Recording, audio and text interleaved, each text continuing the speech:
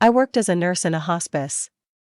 The work there was quite challenging, as my patients were people who had only a little time left due to their severe and incurable illnesses.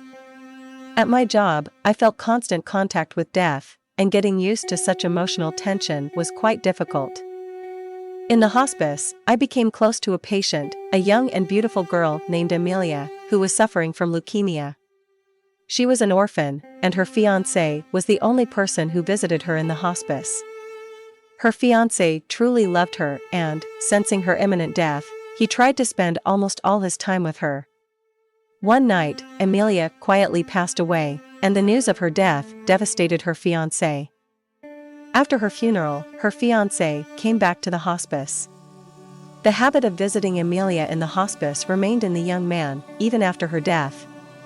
I felt sorry for the grief-stricken fiancé of Amelia, and I tried to support him with my sympathy and kind words.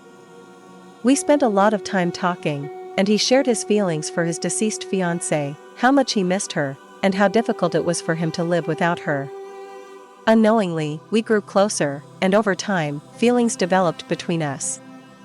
Eventually, Amelia's fiancé became my fiancé.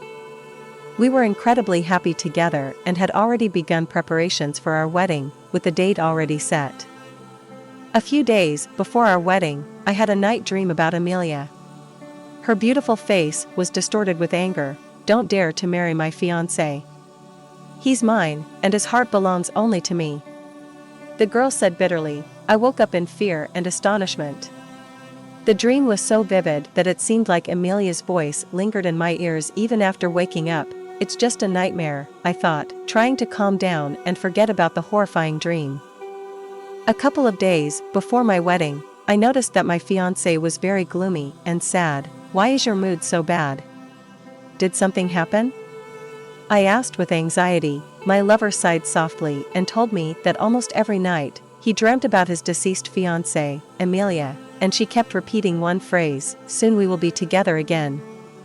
We both decided that these strange dreams were merely a result of pre-wedding jitters and emotional turmoil. Let's not pay attention to these dreams and focus on our happy future. I tried to reassure my fiancé, and he nodded in response. The long-awaited day of our wedding arrived. In a white dress made of delicate lace, I looked like a fairy tale princess. There was an hour left until the solemn wedding ceremony, and I was waiting for my beloved, feeling euphoric with happiness. Suddenly, my mobile phone rang, and the voice of an unknown man, introducing himself as a police officer, delivered the news that a terrible car accident had occurred just a few minutes ago, and my fiancé, who was rushing to our wedding, had died. It felt like the world collapsed around me. Amelia had kept her promise and took my beloved with her to the mysterious world of death, shattering my heart into pieces. If you liked my story, then please click like and subscribe to my channel. This will help me develop as a writer and give me inspiration to create new stories.